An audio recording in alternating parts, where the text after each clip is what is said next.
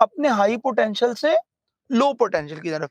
जैसे हम लोग अक्सर ये एग्जांपल यूं कोट करते हैं कि अगर ये आपके पास बेटे कोई डैम है और इस डैम के ऊपर आपने कोई वाटर स्टोर कर रखा है, this is water you have stored over there, आपने ये वाटर यहाँ पर स्टोर कर रखा है और यहाँ पर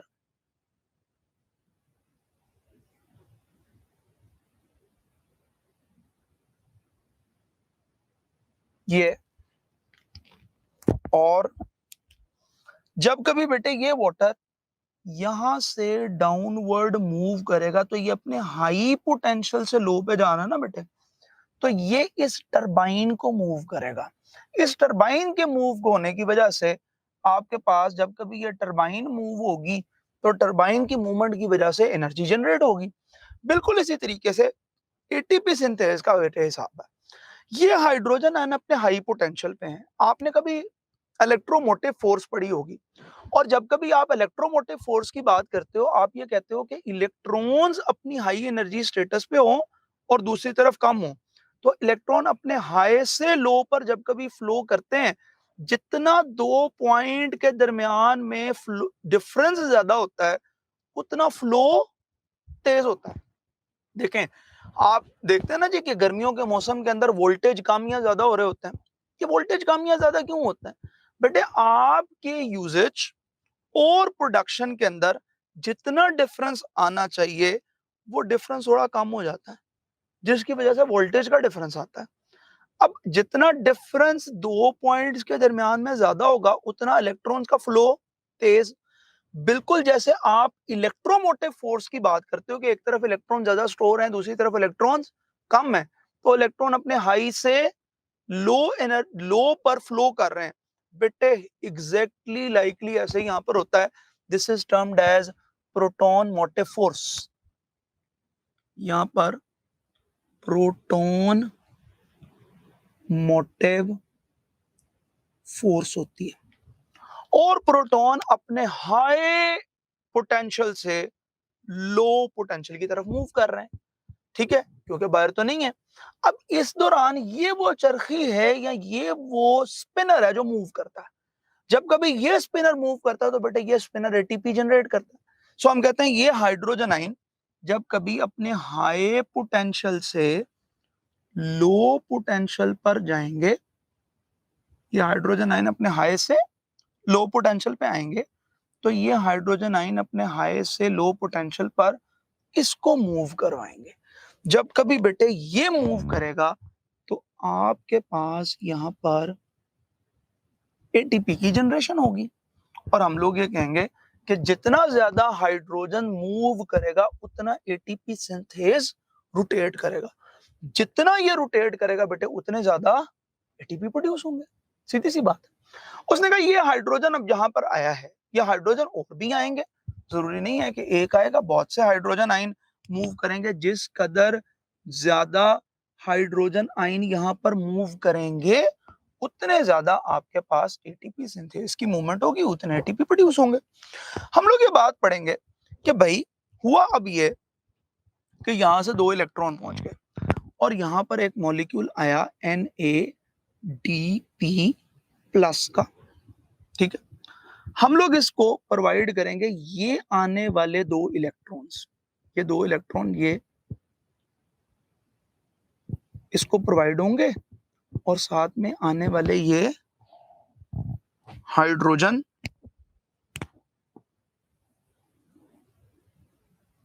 प्रोवाइड होंगे और अल्टीमेटली ये NADP कन्वर्ट हो जाएगा NADPH प्लस हाइड्रोजन आइंस में।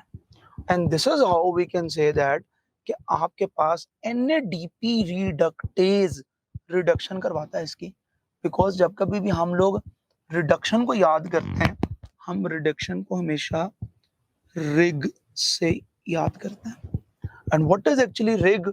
Rig is the gain of electron. तो यहाँ पे इलेक्ट्रॉन का गेन हुआ है, यानी हम लोगों ने इन शॉर्ट ये बात पड़ी कि आपके पास यहां पर जब कभी भी मेरे बेटे लाइट फॉल की, यहां पर वाटर के मॉलिक्यूल की सप्लीशन हुई, इस सप्लीशन से ऑक्सीजन रिलीज हुई और इस हाइड्रोजन को हम लोगों ने यूज किया फॉर जनरेशन ऑफ, इस हाइड्रोजन को NADP की, NADP प्लस की कन्वर्जन में यूज किया to NADPH plus hydrogen ions. Moreover हमने ये बात की कि आपके पास ADP के मॉलिक्यूल आए और हमने उन ADP के मॉलिक्यूल को ATP के मॉलिक्यूल्स में चेंज किया और ये दोनों के दोनों मॉलिक्यूल्स आपके पास इस स्ट्रोमा में जाके कन्वर्ट हुए। अब बेटे ये जो सारे के सारी चीजें आपने पढ़ी हैं, ये सब मुख्तलिफ एनर्जी लेवल्स के ऊपर मौजूद है, ये सेम एनर्जी लेवल पे नहीं है। हम जब इसको एनर्जी पर्सपेक्टिव में ड्रॉ करते हैं, यानी हम जब इसको in terms of energy diagram पढ़ते हैं, तो हम कहते हैं कि जी एनर्जी वे में जब कभी आप इसको पढ़ोगे तो आप ये देखोगे कि आपके पास ये एक है फोटो सिस्टम 2। जब कभी इस फोटो सिस्टम 2 पर फोटॉन्स फॉल करते हैं तो ये इलेक्ट्रॉन अपनी हाई एनर्जी स्टेट, हालांकि वो यहाँ पे करीब जा रहे हैं, लेकिन जब आप एनर्जी डिफरेंस के ऊपर बात करोगे तो आप ये कहोगे कि ये इलेक्ट्रॉन अपने हाई एनर्जी स्टेटस पे चला गया और हाई एनर्जी स्टेटस पे जब गया तो इसको एक्सेप्ट किया इसके प्राइमरी इलेक्ट्रॉन एक्सेप्टर ने, राइट। ये प्राइमरी इलेक्ट्रॉन एक्सेप्टर ने इस इलेक्ट्रॉन को हैंडेड ओवर किया टू प्लास्टोक्यूनॉन, प्लास्टोक्यूनॉन ने इसको हैंड ओवर किया टू P6F कॉम्प्लेक्स और इसने इसको हैंड ओवर किया टू प्लास्टोसायनिन। इतनी देर में आपके पास यहां पर एक और फोटो सिस्टम मौजूद था which is termed as photosystem 1। अब हुआ ये कि यहां पर भी अलग से फोटोन ने फॉल किया और ये फोटोन 700 नैनोमीटर के थे।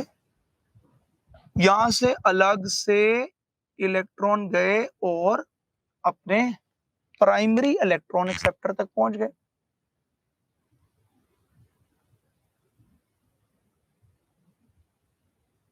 तो हमने कहा जी ये अपने प्राइमरी इलेक्ट्रॉन एक्सेप्टर तक पहुंचे। जब ये अपने प्राइमरी इलेक्ट्रॉन एक्सेप्टर तक पहुंचे तो इन्होंने इसको आगे डिलीवर किया टू फेरिडॉक्सिन और फेरिडॉक्सिन ने इसको शिफ्ट कर दिया टू NADP रिडक्टेज के पास, जिसने अल्टीमेटली फॉर्मेशन की एक NADP से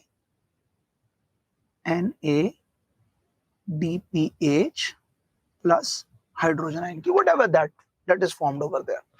सो हम लोगों ने ये बात की कि ये डायग्राम जो कि आपके पास यूं जिगजैग फैशन में शो होती है, इस वजह से इसको हम लोग जी स्कीम रिएक्शन कहते हैं, या इसको चूंकि रॉबर्ट हिल ने डिस्कवर किया था इस वजह से बेटे हम इसको हिल रिएक्शन कहते हैं। बच्चा शायद ये समझते हैं कि ये आपके पास दो हिल्स बनी हुई हैं इस वजह से इसको हिल रिएक्शन कहते हैं। नो बेटे, इसको हिल रिएक्शन कहने की रीजन ये है कि ये आपके पास जो डायग्राम अवेलेबल है ये रॉबर्ट हिल की डिजाइंड है, इस वजह से इसको हम लोग हिल रिएक्शन भी कहते हैं। वो कहता है जी यहां से आपके पास प्रोडक्ट आती है ATP और NADPH और ये फिर आपके पास दोनों चीजें यूटिलाइज होती हैं एक साइकिल के अंदर जो स्ट्रोमा में चलता है which is named as Calvin cycle. और वो कहता है केल्विन साइकिल आपके पास वो साइकिल होता है जिसमें कार्बन डाइऑक्साइड यूज होती है और ये वाली हाइड्रोजन को हम यूज करते हैं और आपके पास ऑर्गेनिक मॉलिक्यूल की सिंथेसिस करते हैं। यू सो उसने कहा जी अगर आप केल्विन साइकिल को ड्रॉ करो तो हम एक आइडिया के मुताबिक अगर केल्विन साइकिल ड्रॉ करें तो हम बेटे ये बात यूं पढ़ेंगे कि Calvin cycle basically begins with ribulose bis phosphate. जी बेटे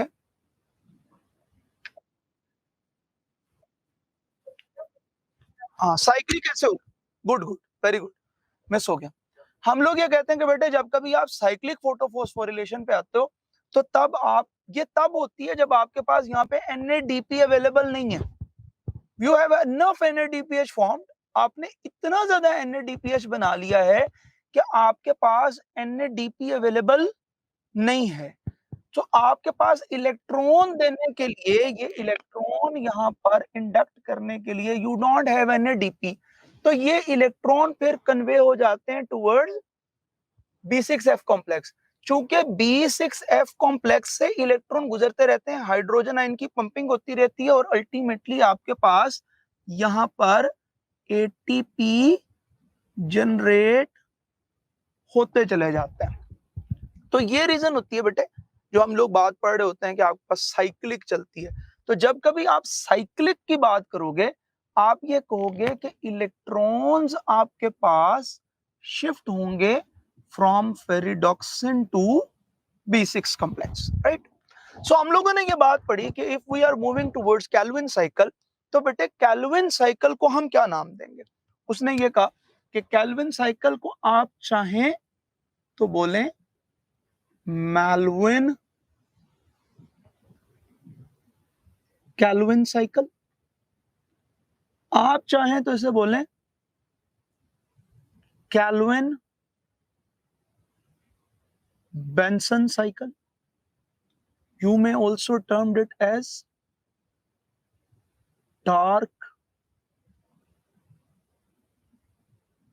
रिएक्शन, आप चाहें तो इसे बोलें C3 पाथवे, आप चाहें तो इसे बोलें reduction of carbon dioxide, right. हम लोग ये बात पढ़ते हैं कि राइबोलोज जो कि आपके पास एक ऐसा शुगर है जो कीटो शुगर से बिलोंग करता है और बेटे ये कीटो शुगर के दोनों जानेब फॉस्फोरस मौजूद है, इसलिए हम लोग बिस का वर्ड यूज करते हैं। बिस का वर्ड इसीलिए यूज किया जाता है कि ये आपके टर्मिनल पे मौजूद है। अगर यही फॉस्फोरस इसके एडजेसेंट कार्बन के पास मौजूद होती या एक कार्बन के साथ अटैच होती तो हम इसको बाइफॉस्फेट कहते हैं। बिसफॉस्फेट कहने का मतलब ये है कि it is present at the terminals. हम लोग ये कहते हैं कि ये राइबोलोज बिसफॉस्फेट 5 कार्बन वाला एक कंपाउंड है जो कि एक एंजाइम यूज करता है which is named as rubisco. And rubisco के हवाले से हम एक बड़ा इंपॉर्टेंट MCQ ये तैयार करते हैं कि rubisco is the most abundant protein in nature, ठीक है। सबसे ज्यादा पाए जाने वाली प्रोटीन नेचर के अंदर वो रूबिस्को है because it is ribulose bisphosphate carboxylase oxygenase in nature. ये दो एक्टिव साइट रखते हैं। ये कार्बन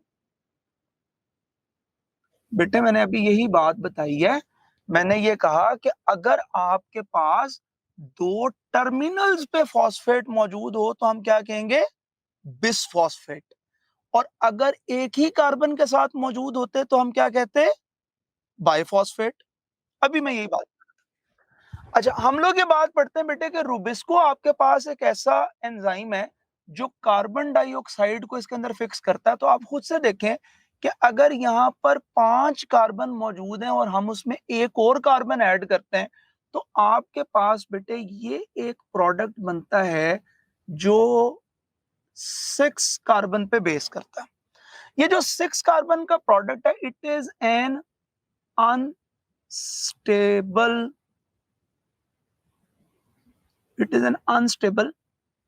मॉलिक्यूल। इस वजह से ये अनस्टेबल मॉलिक्यूल फौरी तौर पे बेटे स्प्लिट हो जाता है और ये स्प्लिट होकर आपको 3 कार्बन के 2 मॉलिक्यूल देगा। इन अदर वर्ड्स हम लोग इस रिएक्शन को 3 मॉलिक्यूल से स्टार्ट करते हैं। 3 मॉलिक्यूल्स के अंदर 3 कार्बन डाइऑक्साइड को इंडक्ट करते हैं। हमारे पास 3 अनस्टेबल मॉलिक्यूल्स बनते हैं जिनको जब कभी स्प्लिट करेंगे तो हमारे पास रिजल्टेंट में 6 मॉलिक्यूल्स बनते हैं and these 6 molecules are of 3 phospho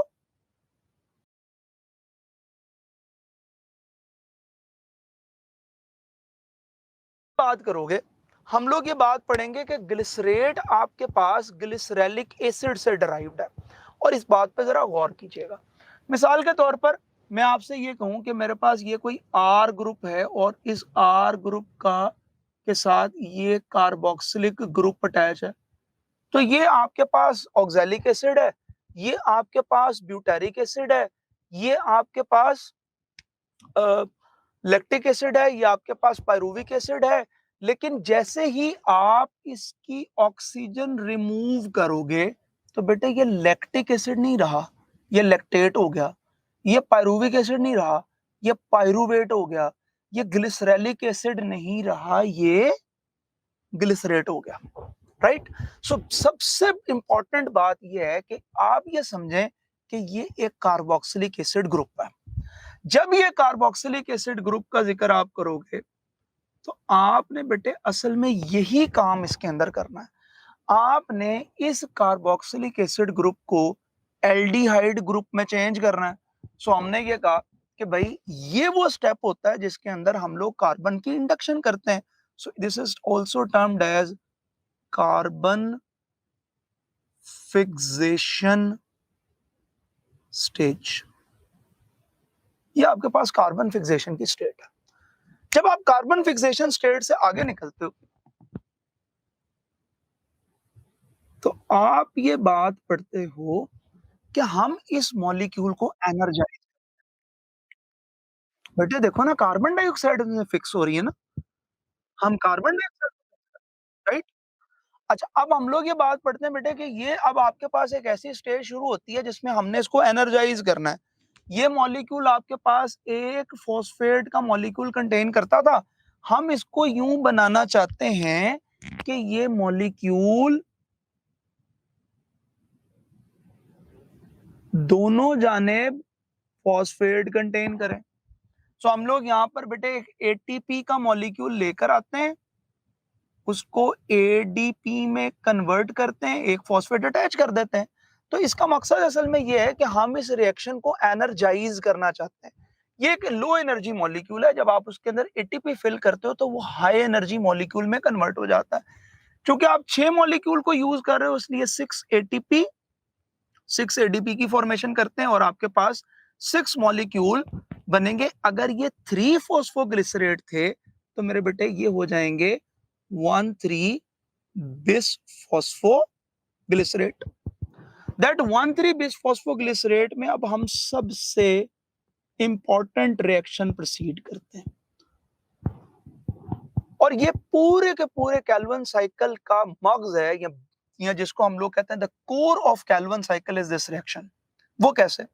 क्योंकि आप यहां पर बेटे इस ऑक्सीजन को रिमूव करके इसके अंदर एंटर करने जा रहे हो हाइड्रोजन, और ये हाइड्रोजन आप कहां से लेकर आओगे?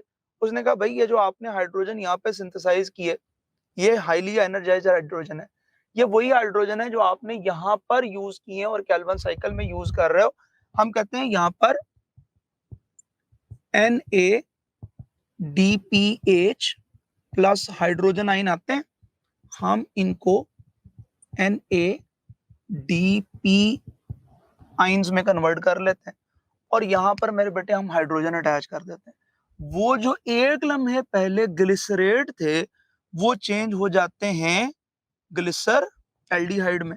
सो हमने ये कहा कि आपके पास फॉस्फोग्लिसर एल्डिहाइड के 6 मॉलिक्यूल बनते हैं, जिसमें से एक आप यहाँ से सेपरेट करते हो, आपके पास फॉस्फोग्लिसरल्डिहाइड का एक मॉलिक्यूल प्रोडक्ट आता है।